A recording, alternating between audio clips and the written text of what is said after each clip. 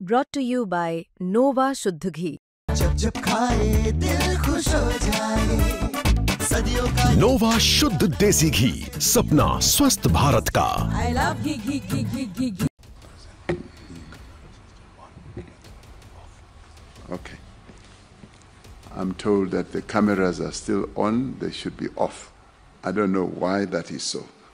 इस साल का G20 शिखर सम्मेलन सिर्फ कूटनीति का इवेंट नहीं था। ये पूरी तरह से ड्रामा, सस्पेंस और राजनयिक चूक से भरपूर रहा। पहला ड्रामा, अमेरिका ने पहली बार G20 का बायकॉट कर दिया। ट्रंप का दक्षिण अफ्रीका न जाना और फिर दोनों देशों के बीच खुलकर बयानबाजी। लेकिन असली बम तो तब फूटा जब G20 मीटिंग के अंदर दक्षिण अफ्रीका के राष्ट्रपति रामाफोसा ने गलती से पूरी दुनिया के सामने वो बात बोल दी जो ऑफ द रिकॉर्ड रहनी चाहिए थी। और सबसे मजेदार, उनका माइक्रोफोन और कैमरा चालू था बिना उनकी जानकारी के। ये वही पल था जब विदेश मंत्री भागते भागते आए और बोले, साहब कैमरा खुला है। और जो लीक हुआ वो G20 का सबसे बड़ा राजनयिक रहस्य था। आज हम इसी वायरल गलती, उसके अंदर के राज और उसके बाद हुए धमाके की पूरी खबर खोलने वाले हैं। तो चलिए शुरू करते हैं। दरअसल इस बार G20 साउथ अफ्रीका में हो रहा था और पूरी दुनिया की नजरें इस समिट पर थी।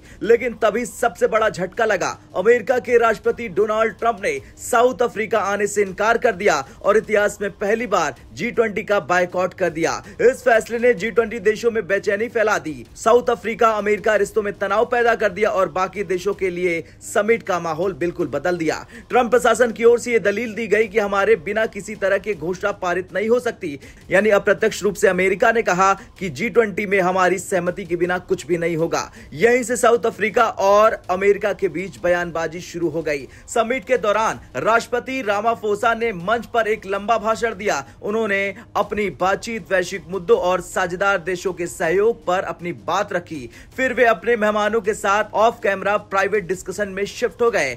ये वो हिस्सा था जिसे किसी भी कीमत पर कैमरा रिकॉर्ड नहीं करता। लेकिन माइक ऑन रह गया, कैमरा ऑन रह गया और पूरा कैमरा लाइव रिकॉर्ड हो रहा था। रामाफोसा को इसका अंदाजा तक नहीं था। उनके सामने कई देश के राष्ट्राध्यक्ष मौजूद थे और अचानक उन्होंने एक ऐसा राजनयिक कदम कंफर्म कर दिया जिसे दुनिया से छुपाया जा रहा था। उनके शब्द थे, हम अब अपनी घोषणा को अपनाने के लिए आगे बढ़ेंगे। ये वाक्य सिर्फ एक लाइन नहीं था, ये उस अंतिम G20 डिक्लेरेशन की पुष्टि थी जो पूरी दुनिया के लिए अत्यंत संवेदनशील था। क्योंकि अमेरिका मौजूद नहीं था, अमेरिका इसके खिलाफ था और दावा कर रहा था कि उसके बिना आम सहमति असंभव है। लेकिन रामाफोसा ने गलती से बता दिया कि G20 देश पहले ही घोषणा पर सहमति बना चुके हैं और वो भी अमेरिका की गैर मौजूदगी में। ये लाइन बाहर आना एक बड़ी राजनयिक हलचल थी।